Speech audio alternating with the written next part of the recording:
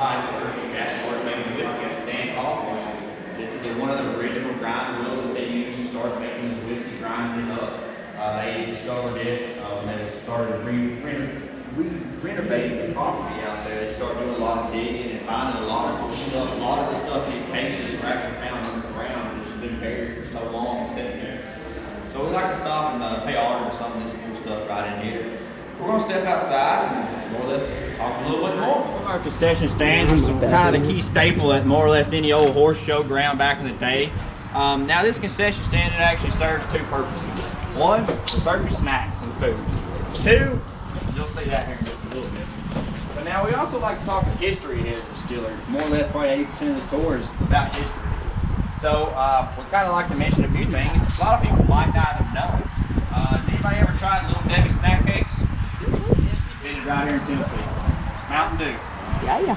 Of course, pays homage to the moonshine. I was going to say that was up in Appalachia. That's also my favorite as well. That was made in Tennessee as well. Dixie actually bought them out. And a pretty cool thing I've always thought was the funniest thing when I tell this story was cotton candy. I'm sure everybody's tried or at least heard of cotton candy. Did you ever guess who actually invented it? A dentist. They actually called it fairy floss too back in the day, so pretty wild little stories. We actually serve all that here from moon pies, the goo-goo clusters. What else is in here? The Mountain Dew, everything along those lines you can actually purchase here along the way. Oh yeah, bottles of water as well. Anything you might want to know before we get started?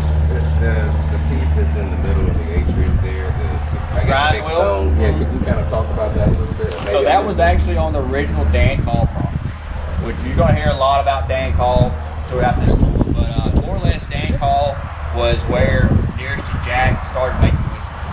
So that is what they more or less grinding up their corn, their malt, and all that back in the day. I mean, that was the original one. They discovered it. They're thinking there's actually two of them.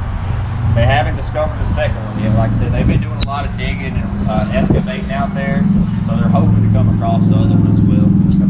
How heavy is it? I couldn't honestly tell you that. I'd say it's probably darn heavy though. Pretty wild fact about that.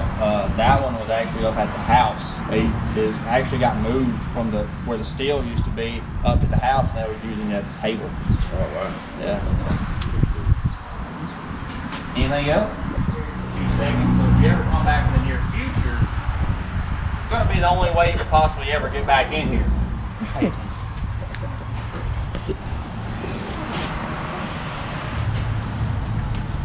Hello? May I work a shift? Sure, got the door open. Follow me.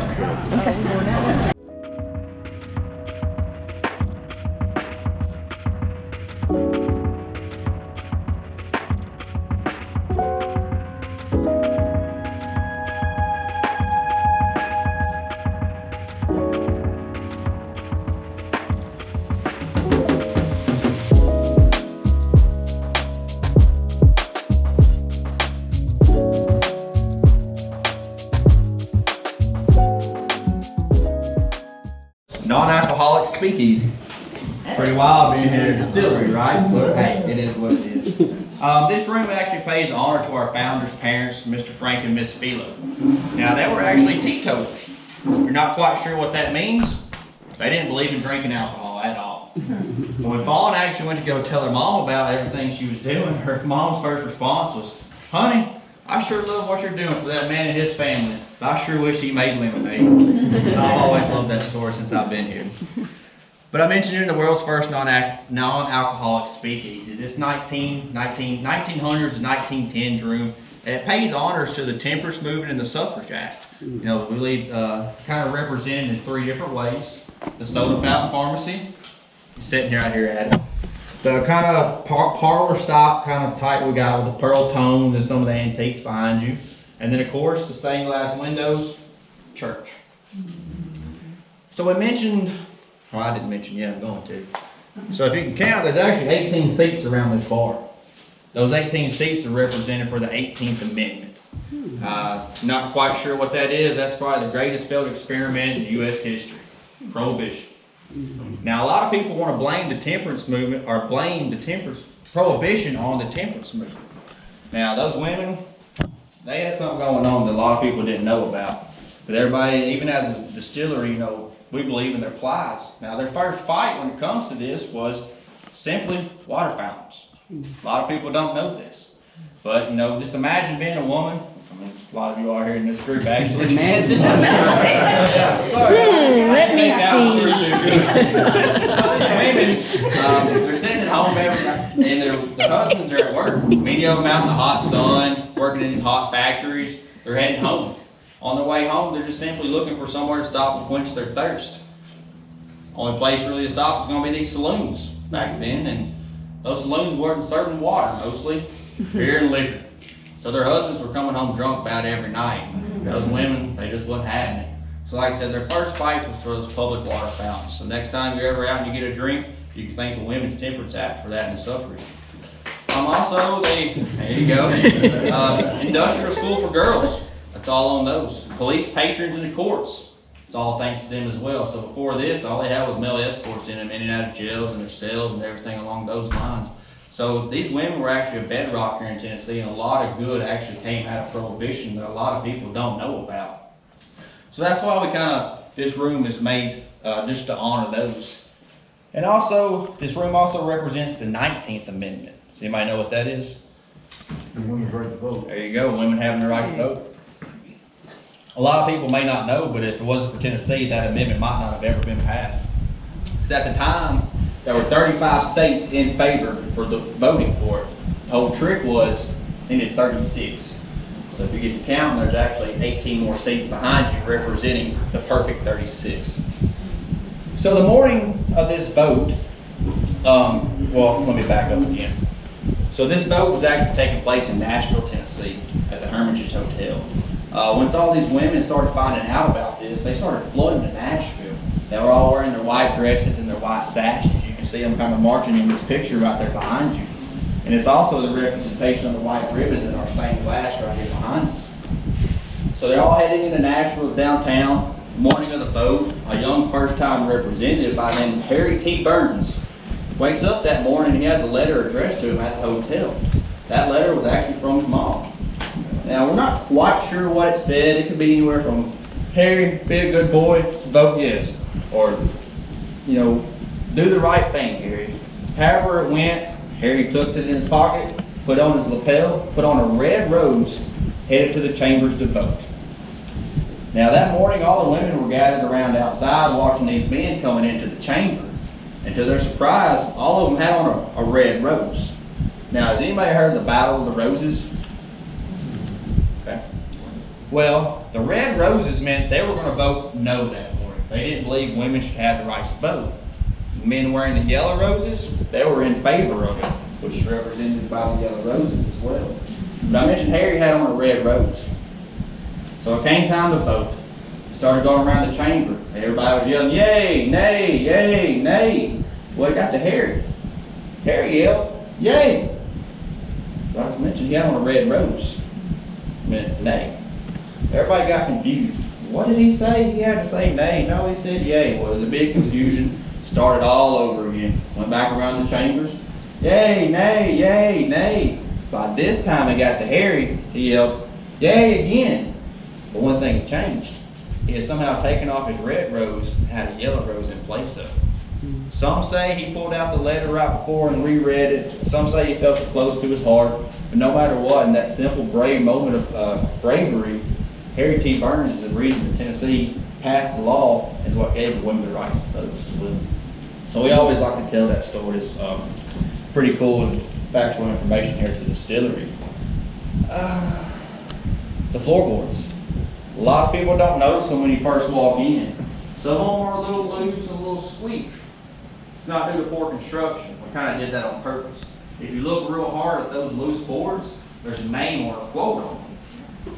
Each one of those names is probably some of the most important women when it comes to these acts, women's rights and the suffrage acts. And to us, we believe one of probably the most important women was a woman by the name of Ida B. Wells. A lot of people know that. So Ida B. Wells moved to Tennessee in the early 1800s. She was a journalist, famed author, a suffragette. I mean, she was a very important person when it comes to some of these amendments. And Her picture's actually on the wall with a lot of the other ones, and she has, I think, 2 or 3 floorboards down here as well. But she had a very famous little saying: the best way to right wrongs is to shine the light of truth upon them. So that's what we're actually going to do real quick. We're going to turn off the lights, shine a little truth.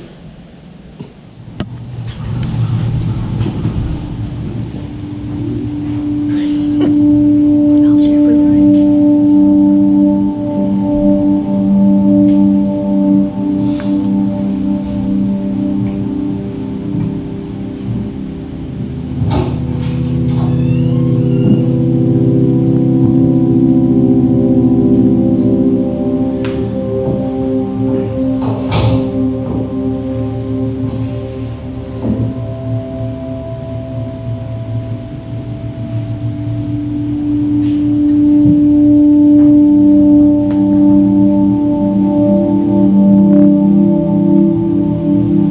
This is a special home on a special piece of American land. Surprised it's still here. This isn't a set. We're in Tennessee, in the hills above Lynchburg. I'll tell you a story, true story. Over 160 years ago, the sight of steam and smoke curling into the sky just around that bend meant one thing to the people of Lincoln County. It meant the man they called Nearest Green was hard at work, making the finest whiskey ever to come out of these hills. Took the same elements available than anyone else: earth, fire, water. He had generational skill, success, surely some failure. He put in everything he had. Most of all, he put in his heart. He created a spirit, an essence. What Nearest Green did here, with this limestone, that clear creek water, those sugar maple trees, he gave birth to Tennessee whiskey. The technique Nearest perfected of filtering his whiskey through charcoal made from sugar maple trees is still revered 2 centuries later as the Lincoln County process. His unique approach was most likely passed down to him from West Africa, where people historically filtered their water through charcoal to purify it. This single innovation in Nearest's hands would become the defining distinction between Tennessee whiskey and Kentucky bourbon. Friends and family called him Uncle Nearest, the first African-American master distiller on record, founding father of Tennessee whiskey. His story went missing, untold for quite some time. Why? It's complicated. But what's important is that the truth has finally found the light, as it always does. Nearest's given name is Nathan Green. He was thought to have been born in Maryland sometime around 1820. We don't know a lot about his early life, but we do know that in the mid-1800s, he began to work on a farm here in Tennessee. This farm, Nearest Green was a slave here, and later a free man. This farm belonged to a man named Dan Call, a preacher. Well, Reverend Call wasn't only a preacher. He had a little side hustle. Yeah, a whiskey distillery.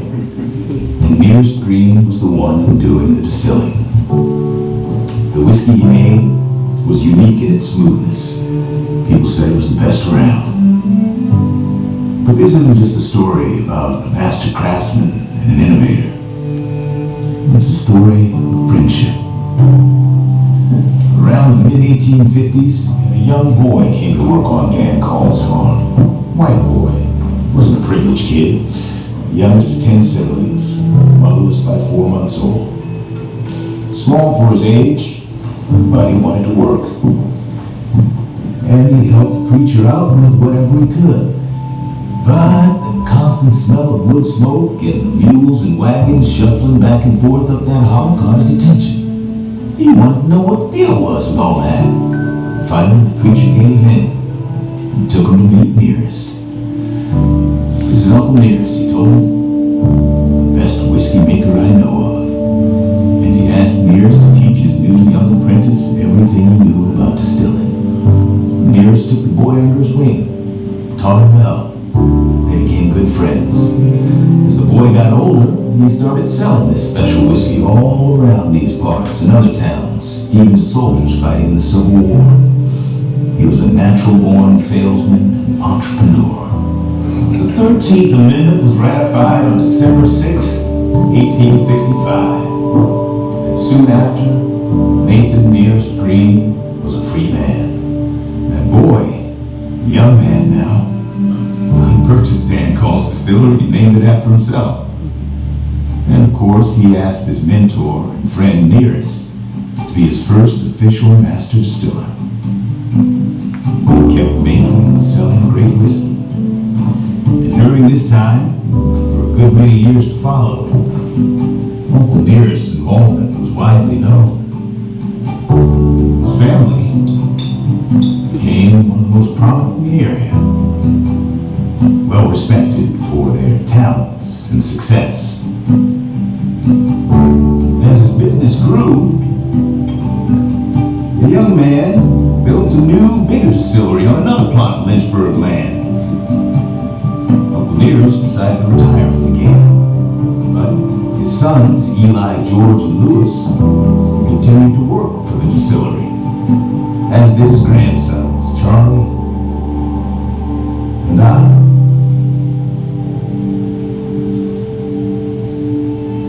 And that chore boy, who came to be a brilliant businessman, never let his friendship with and respect for Nearest Green and his family go unnoticed. Even after he became one of the most famous whiskey makers in all the world. His legal name was Jasper. Folks around here in Lynchburg still call him Uncle Jack. You know him as Jack Daniel. And now you know Nearest Green. This home, this bottle, this foundation honor that man, his legacy, and his future. Because he lives on.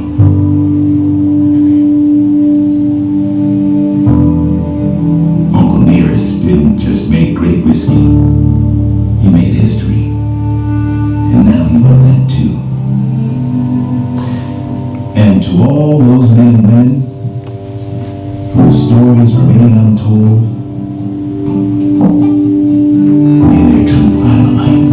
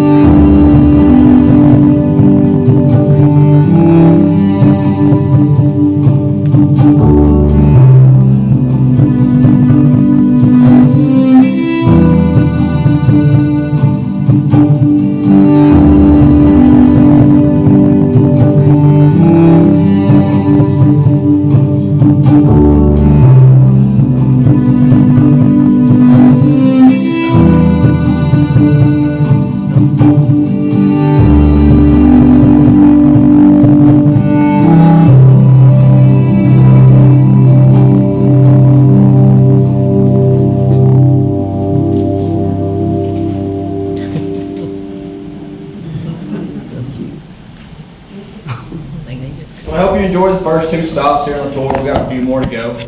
But if you notice everywhere on this tour path, you will notice we're either talking or looking at history that was made 150 years ago, or history we're still making today. So if y'all guys are ready, see on outside, we'll continue on a little further. If you look hard enough, you'll see them all tied in.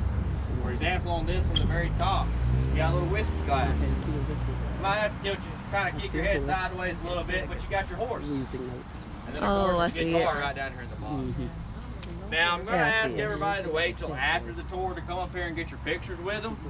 We kind of found that once you add a little whiskey in there, the pictures turn out a lot better. Now I can't talk about Tennessee whiskey or Tennessee walking horses without mentioning Mr. Ben Green. Now Mr. Ben Green, he was the editor of the Nashville Times-Gazette here. And he also wrote the book, The Legacy of Jack Daniels. He's kind of sort of talking about it in the video right in there.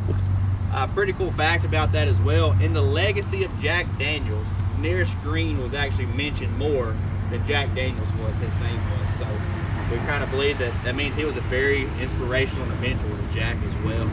And Mr. Ben Green also wrote a biography of the Tennessee walking horses. So he has a wealth of knowledge, and we are still here, like I mentioned, the Tennessee Walking Horse Farm. So we always like to mention him over and over. This used to be one of the biggest walking horse farms in the state of Tennessee. Even though we're a distillery today, we still act to train horses. The very far distance, you can see the white barn. That's our training grounds. People bring horses in from all over the world to get them trained here by our trainers. We believe we have some of the best in the state. The White House right here, that used to actually be Mr. Billy Gray's house. They're the famous horse trainer. He owned this property before Paul and Keith actually bought it. That was his house, where he lived. We've actually converted that into their offices, Mr. Paul and Mr. Keith. That's where they do all the paperwork, all the good stuff, important stuff that happens right there. This little building right here in front of us is called Single Barrel Brick House. We're going to be going through that here at the end of the tour, so I'll talk more about that when that time comes as well. And as you can tell, we're still under construction. We was hopefully actually planning to be done by the end of summer of 2021. That ain't gonna happen. A little thing called COVID and the weather, it just didn't work out too well. But we're doing pretty good. They actually just started on that building last Sunday. So that will actually be our still house when it is said and done. It will house 30-foot, 18-inch continuous flow called type still. All of your fermentation and charcoal melting will happen in that building. So more or less all the whiskey production will happen right down here.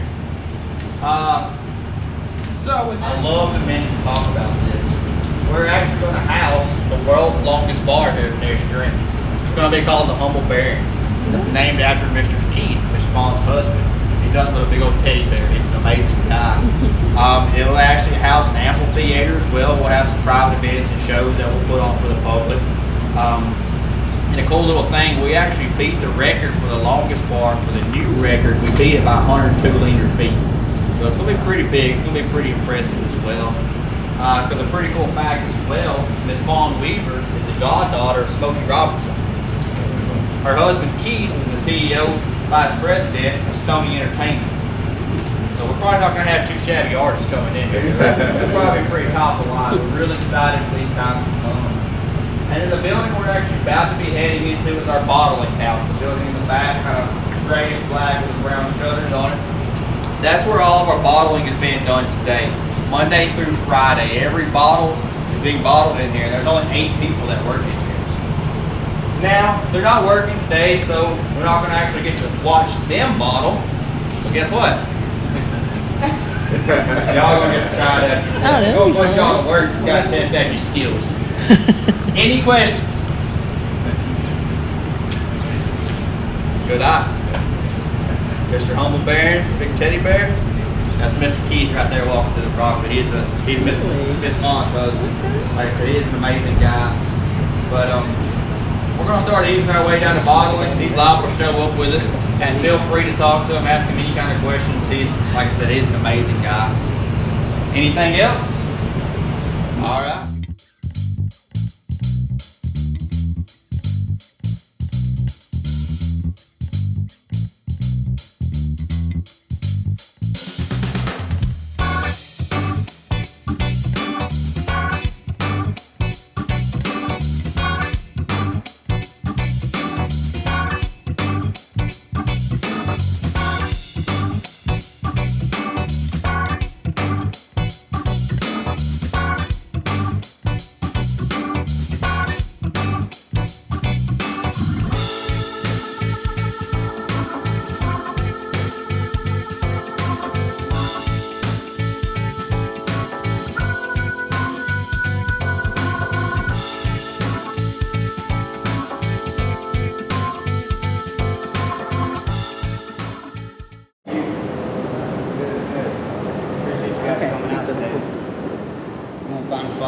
bottle. We'll put you to work here.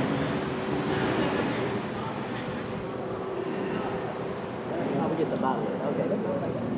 Oh Lord. Get it in. All the bottles. We hand fill them, we hand cork them, we hand label them, we hand fill them on bottle. So when you guys get a product, it should be done by hand, all of it. Perfect, from beginning to end. We only got 8 of us in here doing that. My name's Andy, this is Miss Jasmine. We handwrite everything, all the information is here at the bottom of the bottle. I'll go over that with you guys at the end up here. Just want to kind of go over how we do everything from beginning to end. I'll let Miss Jasmine take it over. So I'm going to tell you a little bit about the building first. This building was a hay barn for about 40 years. My fawn and Keith bought the property. They wanted to restore most of it, try to keep the history here. And that's how we ended up with this beautiful building. We're going to get AC soon, hopefully. This is our area. There's 8 of us. There's me, Andy, 6 other guys. So there's usually someone don't do glass. Here's the bottle ionizer. It cleans the glass, gets all the dust, the particles, anything else out. It's our whiskey filler. It's a 6-head filler. We're down 1 head. And we're going to get this. This is where Andy is. Our cork machine. Contact corks. Our corks are from Portugal. 80% of the world's cork production is done in Portugal. So it's real wood. Don't ask me why it's in Portugal. I don't know. This is our top strip area. I'm usually here. Our plastic, but our plastic pouches. Who has a boat? Oh, well. Most of you guys do. Okay. So if you guys ever look at the bottle and see anything different about it? Okay, so Fawn wanted to do something really unique when it came to making her glass bottles. She wanted them all to know it. So what she did was make the sides and the middle very thin, so the whiskey doesn't touch the sides, off the top of the sides. So I'll pass this around. This is our master space. The master blend. You said it doesn't touch what? Doesn't touch the side. So if you look at it, it doesn't touch the side.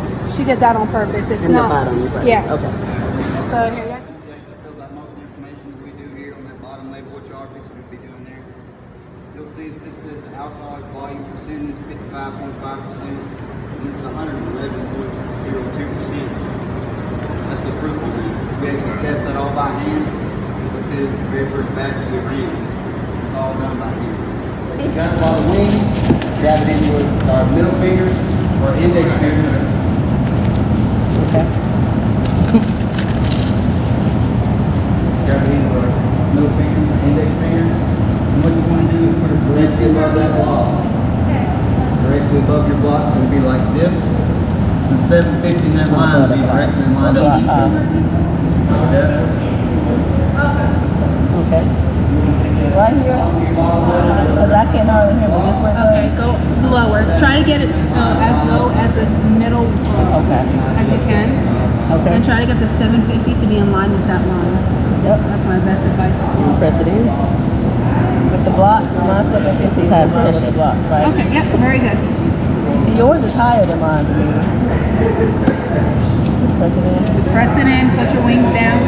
Oh, is that recording? I'm so sorry. I'm No, so you're close. good. Something needs to be in it because I don't think anything is showing up in it. This is my handiwork. I think it's off. Okay. Pull our wings, pull it to the back. Alright, now move your bottle to the right. And we're going to move it to the right side of our jig. There we go. And move it to the right side of our bottle. What we'll do, guys, is look at the bottom of our bottle. We're going to look at that ridge. See, you got that ridge right there? No. You want to take the bottom of your bottom level, put it directly above that ridge. Above the ridge. The swoopy part? Yeah, that swoopy part. Yeah, you want to put it right above that. Okay. Yeah. All right, now.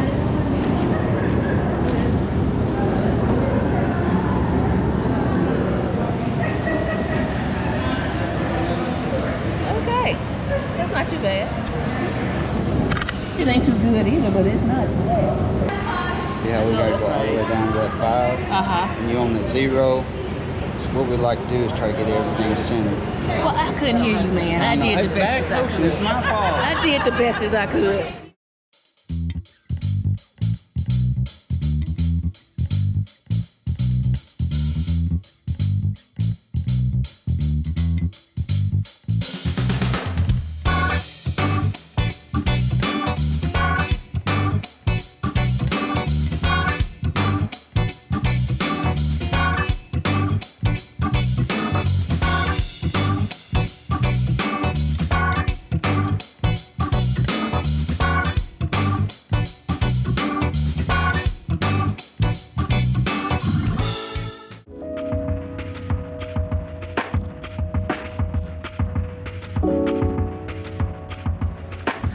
So, welcome to the family tasting room. This is where it all goes down. Alright. No, we just drink whiskey in here. Ain't no party. But again, welcome guys. I hope you guys have learned something that you didn't know today. Experience. All right, where's everybody from? We all. Is anybody from Tennessee? Right here. 1, 2, 1, 2. Okay. Where? How far has everybody traveled today? Denver. No, Key West. Key West. I said they're my pride. It was like what's that? It was like 18 hours. Drive 18 hour drive. I drew some. I drove and I flew.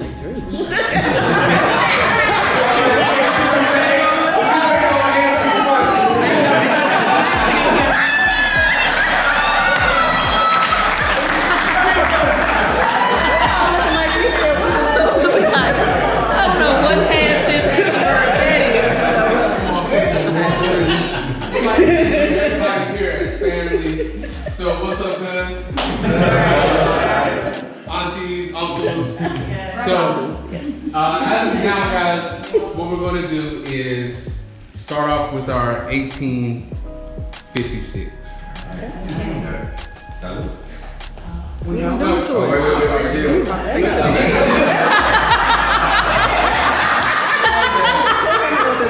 ready to get the whole party started?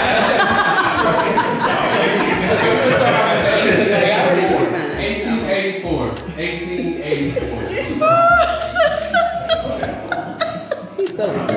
1884 is, let me tell you a little bit about it before.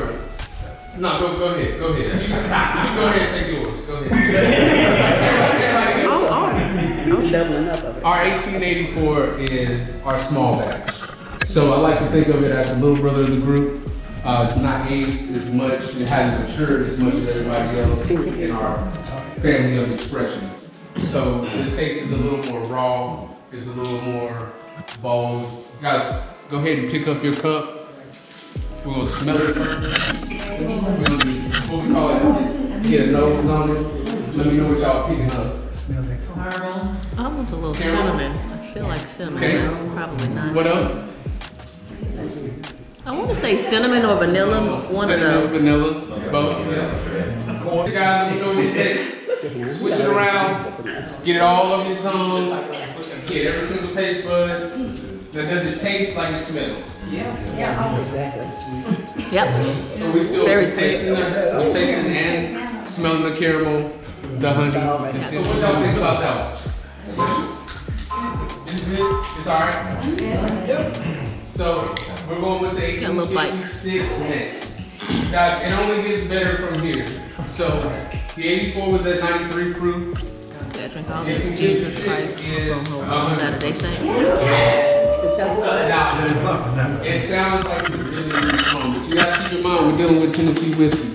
So it's been distilled. So whichever one you guys think is the worst, well, we won't say worst, but whichever one you guys think you like the least, it's still better than anything else you can get out of it. Okay? So, we want to do the same thing, guys. We're gonna pick it up, we're gonna smell it, leave notes on it, and at your leisure, I want you guys to taste it, sip on it, shoot it if you want to. What was the proof? This is 100 proof, 150%. This is way too much. It is. Way less of a bite. Way less of a bite. Not as sweet either, but way less of a bite.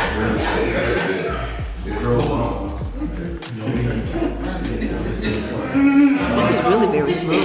What do you guys think so far? Very smooth. Tastes better, tastes more bitter, sweeter. It's a smoother taste, less in your face punch. It's not as flavorful as this one, but it's still good and it's smooth and it doesn't burn as much. No, like I said, guys, we only go up from here. It only gets better. So, the next up, last but not least, we have our master. Now, question, between the 84 to 56, is there age difference? Yes, on 1884, it's only aged 4 to 7 years. It's our small batch. The 56 is age 7 to 14. So that's the middle group. That's why it's a little smoother. He learned his lesson, you know what I'm saying? He's gone through a couple things. So the master blend, guys, is the same thing. We're gonna pick it up, smell it, see what notes you pick up. To me, this one's a little sweeter. It's a little easier down. So, smell good, smell good. What does it taste like? That's it. This is pretty. So this one, guys, this is real batch ground is at adulty. 113 proof. This is real ground adulty.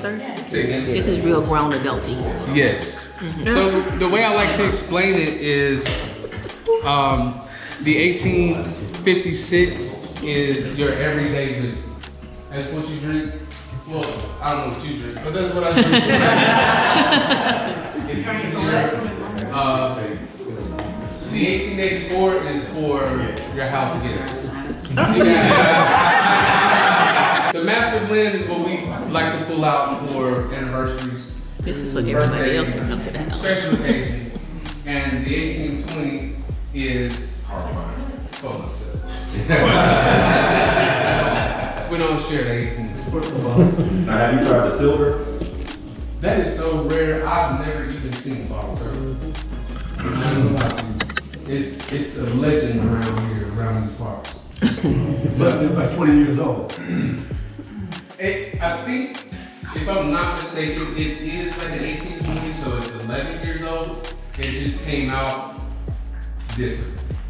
And they weren't able to reproduce that, so they didn't try to reproduce it. They tried to reproduce it, and it wasn't able to meet those standards, so they just cut it. So if you have a bottle, or know somebody with a bottle, it's extremely, extremely rare.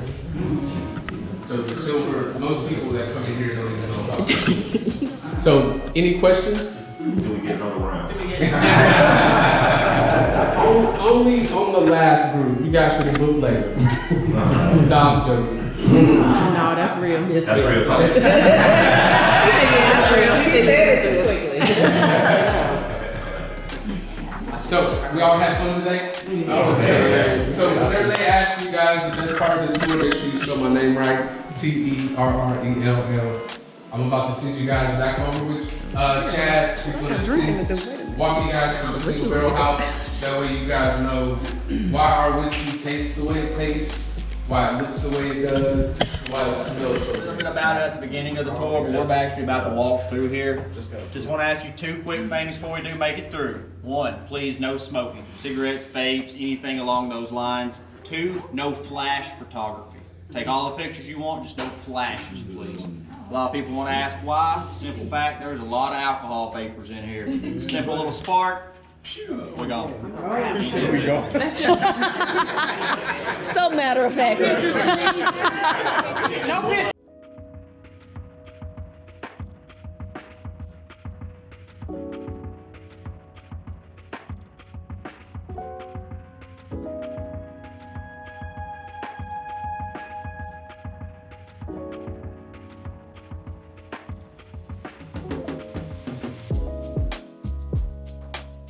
Single barrel brick house.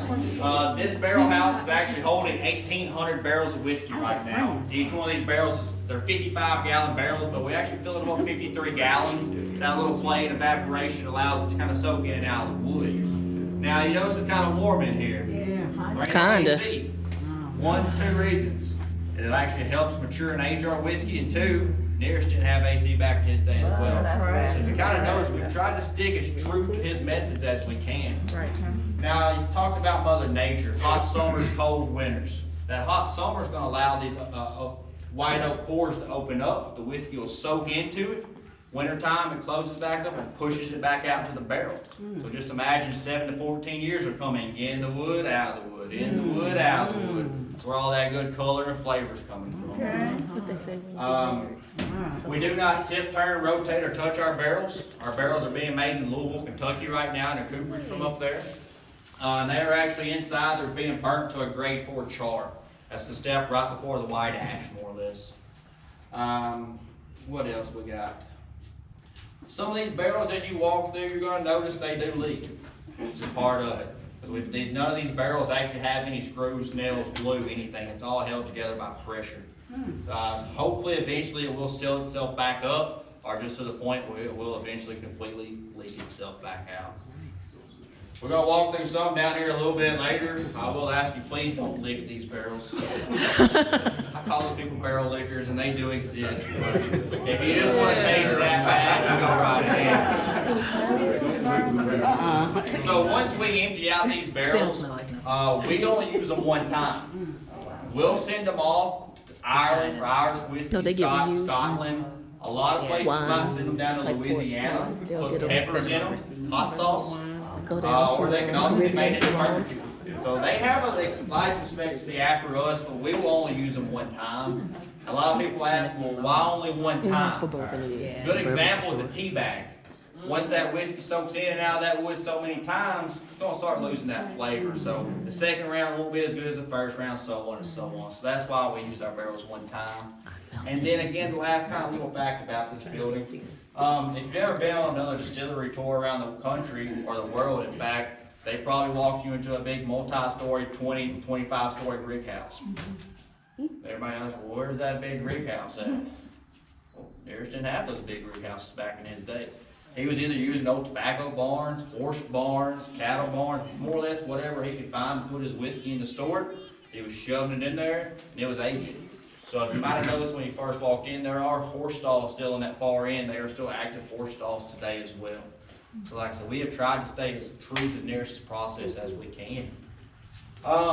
Any final questions, guys? How much do you lose to evaporation? Give or take, it's going to depend on the summer and the winter, but on average right now, we're averaging probably about 12%. Ooh, that's a lot. So how do you ensure they all taste the same if you don't rotate? We do not.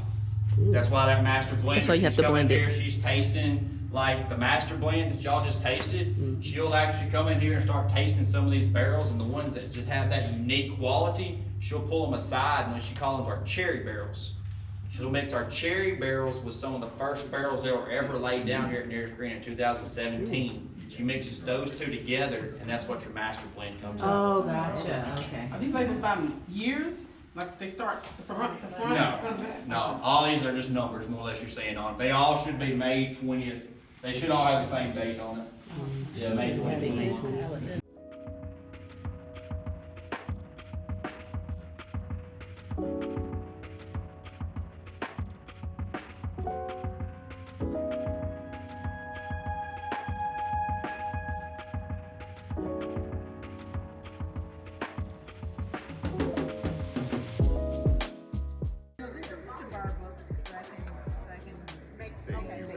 Can I get all extra fancy? Can you put like the Spirited Traveler on it somewhere? I don't care where. The Spirited Traveler.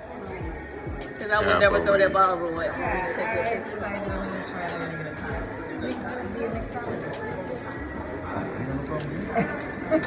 If I could see, that would be great. I gotta get it. Did you give me all the equipment? There we go.